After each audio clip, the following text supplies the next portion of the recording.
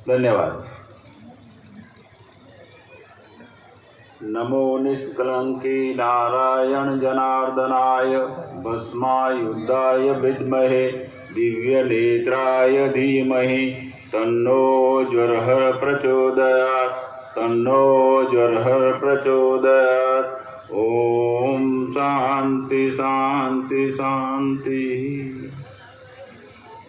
हम प्रार्थना करते हैं ना, अन्यथा शरणं नास्ति तमेव शरणं मम तस्मात् कारुण्य भावेन क्षमस्व परमेश्वर।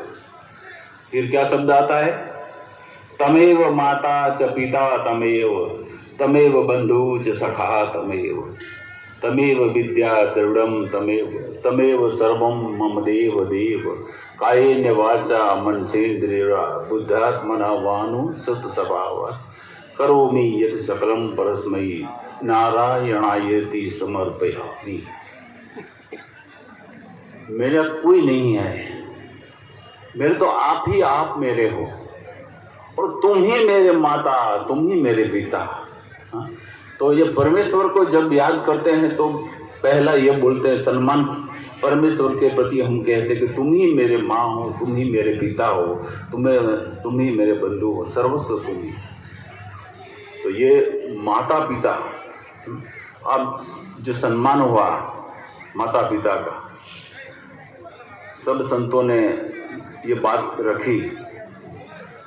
यही तो हमारी पूंजी है, धर्म की पूंजी है।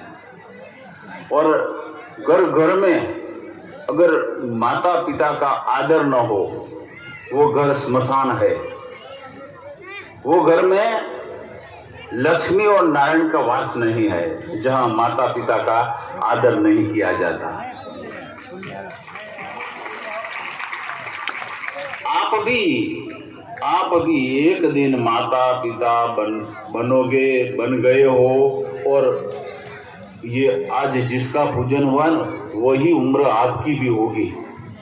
बहु बेटियां, मेरे भाइयों, ख्याल रखो, अगर तुमने माता पिता का आदर किया अभी तो तुम्हारा आदर भविष्य में होगा, वरना लातें खाओगे बच्चों की, कोई सम्मान नहीं मिलेगा।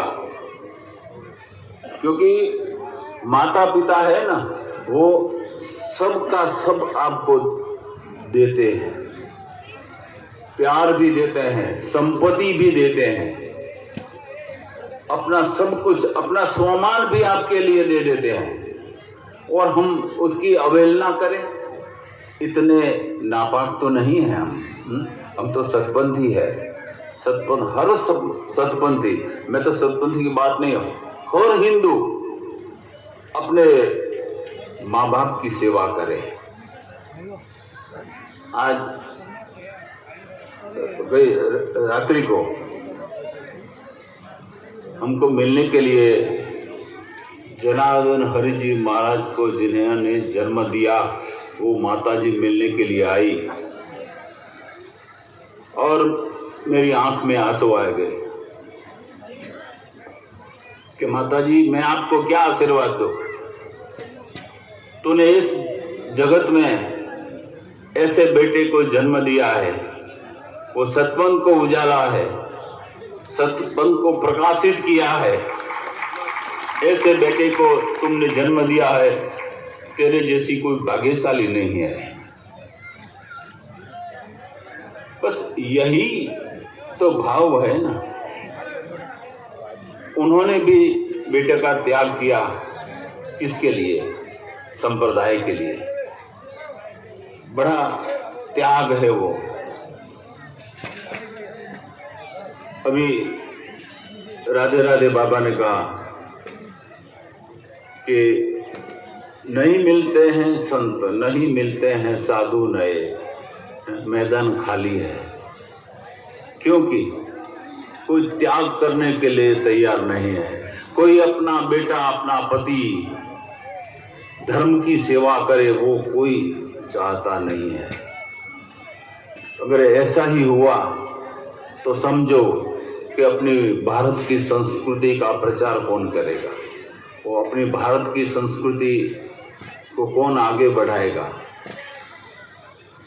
मेरे पिताजी, मैं जब वकालत कर रहा था तो उन्होंने कहा कि वकालत 60 साल के बाद नहीं करने की है। जब भेजा वकालत करने के लिए तो उन्होंने भेजा था और उन्होंने बोला था। तो एक दिन कभी मुझे फोन नहीं करते थे, एक दिन फोन आया, बेटा घर आ जाओ बस। तो मैं अपना जो वकालत का कोर्ट था ना, वो खूंटी, वो क्या बोलते हैं, खूंटी पर लटका के मैं आ गया घर। पिताजी की 12 महीना सेवा की, 93 इयर्स के थे। तो बस उनका आदेश हुआ, छोड़ दिया, वकालत छोड़ दिया, क्योंकि पिताजी ने बोला है छोड़ दे बेटा, तो छोड़ दिया। मगर भाग्य में क्या लिखा था, अगर पिताजी का आदेश मैंने नहीं माना होता तो मैं आज भी मैं वकील होता। आज हिम्मतनगर कोर्ट में मैं कोट पहनकर वकालत करता। बाकी पिताजी ने क्या देखा होगा मुझ में, उनके क्या आशीर्वाद होंगे, मुझे आज पता चला क्यों क्यों क्यों मेरा कोट उतरा दिया उन्होंने। ये सम्मान जो मुझे मिल रहा है किसकी वजह से? मेरे पिताजी की वजह से। क्योंकि मेरी माँ तो 30-40 साल पहले चल बसी, मगर पिताजी ने माँ और पिता का प्यार दिया। यही होता है पिता का आशीर्वाद, माँ बाप का आशीर्वाद। और आज हम सभा मंडप में आ रहे थे, आज सभी ने इतनी पुष्प वर्षा की, ये आपका प्यार था, हमारे संतों के प्रति आपका प्यार था, आदर था, सम्मान था। वो फूलों के ढेर में दबा जाते ना तो भी अच्छा लगता, क्योंकि प्यार इतना था। इसलिए मैं अभी यहाँ बैठे हुए आप सभी को मैं गले लगाता हूँ। आओ मेरे बच्चे, आप सब मेरे हैं, आप सब मेरे हैं, मेरे ही थे मगर मिल नहीं पाए थे। आज आपको मिलके इतना आनंद होता है कि देखो मेरा परिवार कितना बड़ा है, कितना बड़ा मेरा परिवार है। यहाँ तक विदर्भ में भी मेरे बच्चे हैं।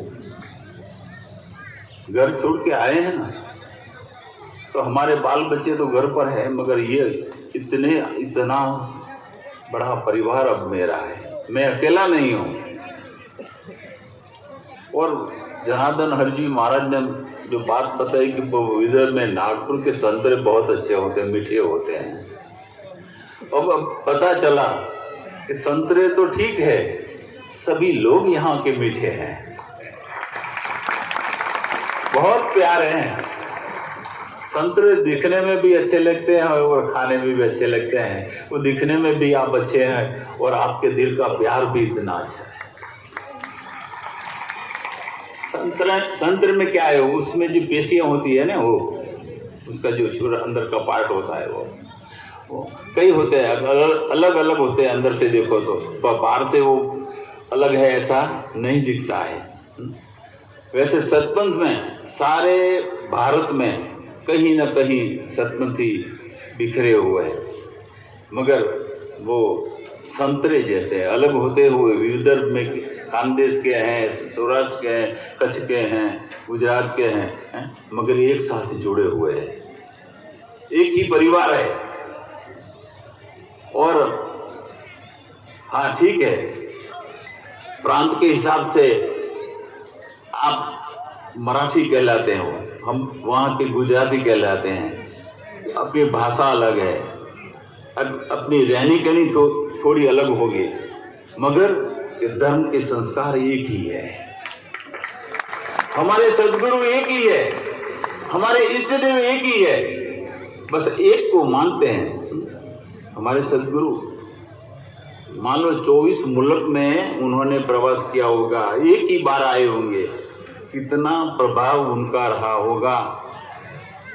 आपकी कई पीढ़ियों पहले 550 साल पहले यहाँ आए होंगे, वो उनके शब्दों में क्या ताकत होगी, क्या ऊर्जा होगी कि अब तक उनके दिए हुए शब्दों को आपने पकड़ रखा है। वो महापुरुष कभी कभी इस दुनिया में आते हैं और ऐसा देके जाते हैं कि सदियों तक हम उनको याद करते हैं, सदियों तक। बाकी तो कई आते हैं शहर में, कई जाते हैं, कुछ दिनों में हम भूल जाते हैं, मगर ये सद्गुरु एक बार आए और हमारे दिल में सदा के लिए अमर हो गए। आखिर हम तो है ना, ये दुनियादारी है हमारी, हम पूरे भक्त भी नहीं बन सकते, कुछ कुछ हमारे अंदर लुच्चाई भी होती है, बेईमानी भी होती है, कभी धर्म का पालन करते हैं, नहीं करते हैं, ये चलता रहता है। मगर सद्गुरु ने कहा है कि आपको अगर मोक्ष प्राप्ति करनी है तो आपका अंतःकरण शुद्ध होना चाहिए। उसके लिए उन्होंने शिक्षा पत्री दी है हमको। आपने देखी है ना, पढ़ी है ना शिक्षा पत्री को? जानते हो आप? जानते हो? अच्छा, तो ठीक है, उसमें 100 नियम बनाए हैं। वो 100 नियम का पालन करो तो अवश्य आप निर्मल हो जाओगे। निर्मल होने के बाद आपके हृदय में अवश्य परमात्मा का निवास हो जाएगा। सद्गुरु ने बनाए 100 नियम बनाए, उसके बाद में लिखा थया ब्राह्मण ब्रह्मा जी मिलया, आवागमन का फेरा टड़या। अब आप 100 नियम का पालन करते करते जब निर्मल होंगे ना, तो वो आप में अंदर, आपके अंदर ब्रह्मत्व आ जाएगा। और जो ब्रह्मा जी, जो ब्रह्म ज्ञान देने वाले हैं, ऐसा गुरु आपको मिल जाएगा और आपके आवागमन मिट जाएगा। हमारे सद्गुरु ने बहुत सारे सुबोध वाक्य उसमें हमको दिया है। कोई केनी न करसो निंदा, जय गतमा कहो हे जंदा। कोई किसी की निंदा मत करो, जो है वो सही है, बस निंदा मत करो किसी की। निंदा जैसा कोई पाप नहीं है, निंदा जैसा कोई पाप नहीं है। आप महाभारत में शांति पर्व में अध्याय 114 पढ़ो तो कि निंदा में कितना पाप है, वो सद्गुरु ने पहले ही बता दिया है। और सद्गुरु ने हमको नमस्कार का मंत्र दिया है। आप जब मंदिर में जाओ तब नमस्कार का मंत्र बोलना है प्रार्थना के स्वरूप में। वो मंत्र में इस ब्रह्मांड में जो कुछ है, देवी देवता, ऋषि मुनि, गंधर्व और जो भी जड़ चेतन, सब को हम वंदन करते हैं। क्योंकि भागवत में बता गया है, भगवत गीता में बता गया है, विष्णु पुराण में बता गया है कि मैं ही इस जगत के रूप में व्याप्त हुआ हूँ। जो कुछ तुझे दिखता है वो मैं ही हूँ। इसलिए सद्गुरु ने अनेक रूप वाले परमात्मा का वंदन किया है। जो भी परमात्मा का रूप है उसको हम वंदन करते हैं। ऐसा नमस्कार का मंत्र मैंने कभी कहीं नहीं देखा। समझ लो कि जैसे गीता के 11 अध्याय में अर्जुन ने भगवान का विराट स्वरूप जब देखा तो पूरा ब्रह्मांड का दर्शन किया और अर्जुन उसी वक्त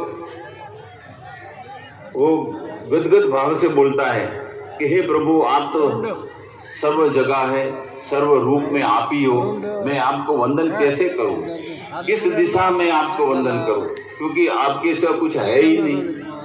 सब कुछ देखा, वो भी वर्णन किया उसमें। तो हमारे सद्गुरु ने हमको अर्जुन बनाया और ऐसे प्रणाम करो जैसे अर्जुन ने भगवान कृष्ण का प्रणाम किया।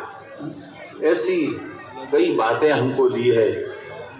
वारी यज्ञ में भी बहुत सा ज्ञान दिया है। और सब हमको सीखना है, जानना है और अनुभव में लेने का है, वरना तो हम होशियारी में से ऊंचे नहीं आते। एक गांव में बनिया था, हम कितने होशियार है ये सिर्फ बताता हूँ।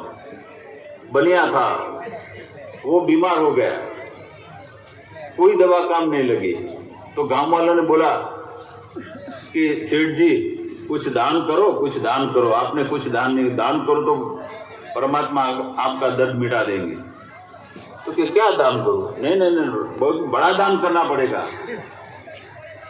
तो सोचा कि वो तो होशियार था ना, तो सब लोगों को बताया, 5-10 आदमियों को गांव के इकट्ठे किए और वो बोला कि मैं मेरा मकान दान में दूंगा, उसकी जो कीमत होगी मैं दान में दे दूंगा। और हुआ ही ऐसा कुछ, वो हट्टा कट्टा हो गया, फिर बीमारी चली गई। तो गांव वालों ने बोला कि सेठ जी वो बात याद करवाया कि वो मकान की कीमत आप दान में देने वाले थे। हाँ मुझे याद है। तो उन्होंने क्या किया, और सबको इकट्ठा किया गांव वालों को, और बोला कि देखो मैं मेरा मकान बेचने वाला हूँ। तो क्या किया, उसकी टोपी रखी और बोले देखो ये मेरी टोपी की कीमत 5 लाख, मेरे मकान की कीमत 25,000, जिसको लेना है ये दोनों लेना पड़ेगा, टोपी भी लेनी पड़ेगी और मकान भी लेने का है। अच्छा लोग क्या करेंगे, मकान लेना तो टोपी लेनी पड़ेगी और मकान तो मिलता है, ले लिया किसी ने। फिर बनिया बोला कि देखो मैंने मकान बेचा, मकान की कीमत मैंने क्या बोली थी 25,000, और टोपी की कीमत कितनी थी 5 लाख। तो मैं मकान की कीमत जो आई है वो मैं दाम में देता हूँ।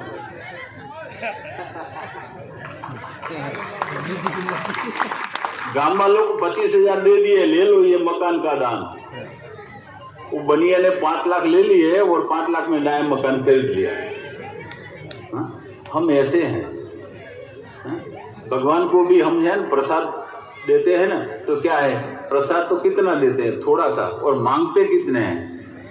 मांग हमारी कितनी होती है, 1 बंगला दे दे, 2 बंगला दे दे, 2 गाड़ी दे दे, ठीक है, 2 लाड़ी नहीं मांगते।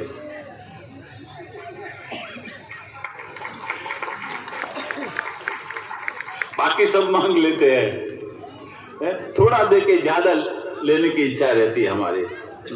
मगर सही अर्थ में भगवान की भक्ति मांगो, भगवान का प्यार मांगो, वो प्यार देगा तो सब कुछ आ जाएगा उसमें। बस यही मांगो, यही करो, परमात्मा की उपासना करो, परमात्मा से प्रेम करो। जो परमात्मा को धारण करता है वो परमात्मा बन जाता है। आपकी दृष्टि में परमात्मा आ जाएंगे, आपके विचार में आ जाएंगे, आपके हाथ पैरों में, आपकी सेवा में वो परमात्मा आ जाएंगे। जो सेवा करते हैं ना, समझ लो जो सेवा करते हैं, निस्वार्थ सेवा करते हैं ना, उनमें परमात्मा की कृपा है। इनके बिना सेवा नहीं होती है। इनमें से कुछ लोग ही ऐसे होंगे तो जो रात दिन सेवा करने की उम्मीद होती है उनके दिल में। क्यों? कौन जगाता है उसको? वो कौन ताकत देता है? वो परमात्मा देता है। तो वैसे आप भी सदा सेवा भावी रहो, मेहनतू रहो, अपने जैसे अपने परिवार के लिए करते हो तो ये सारा संसार भी आपका परिवार है। और आज ये 2 दिन से चल रहा है महोत्सव, अपना इष्टदेव निष्कलंक नारायण भगवान की प्राण प्रतिष्ठा महोत्सव। हमने सोचा था कि थोड़े गांव के लोग होंगे, और जनार्दन हरजी महाराज ने कहा है कि फिर वो क्या बोला, व्हाट्सएप में ये मंडप का फोटो भेजा, तो मुझे लगा कि नहीं बहुत सारी तैयारी हो रही है इसमें। तो जब आके देखा, मंडप तो देखा, तो मंडप से ज्यादा आपका प्यार देखा। ये बहुत, मंडप भी अच्छा है, इससे अच्छा तो आपका प्यार अच्छा है। आपके दिल में हमारे प्रति, सभी संतों के प्रति जो आदर भाव है, इसके लिए हम आप सभी को नमन करते हैं और फिर आने का वादा करते हैं। कल भी मैंने कहा था और आज भी मैं कहता हूँ कि सदगुरु इमाम साहब महाराज की कृपा से, अपने इष्ट देव निष्कलंक के नारायण की कृपा से कितने मंदिर बनने वाले हैं? 9, और 9 बार आएंगे, जरूर आएंगे। अगर आप बुलाओ और नहीं आए, वो ऐसा कभी नहीं होगा, कभी नहीं होगा। जनार्दन हरि जी महाराज जब बोलेंगे महाराज विदर्भ में आना है, कोई भी प्रसंग होगा तो हम आएंगे। तो यही उम्मीद लेकर हम जाते हैं। सदगुरु इमाम साहब महाराज निष्कलंक प्रभु की आप पर अपार कृपा हो, आपकी धन संपत्ति बढ़ती रहे, ईश्वर के प्रति भक्ति, ज्ञान, ध्यान, उपासना बढ़ती रहे, और इस मंडप में सभी बैठे हैं और ये नहीं आ सके हैं, सबके प्रति परमात्मा की अपार कृपा हो। जय गुरुदेव, जय गुरुदेव, जय गुरुदेव। सद्गुरु देव।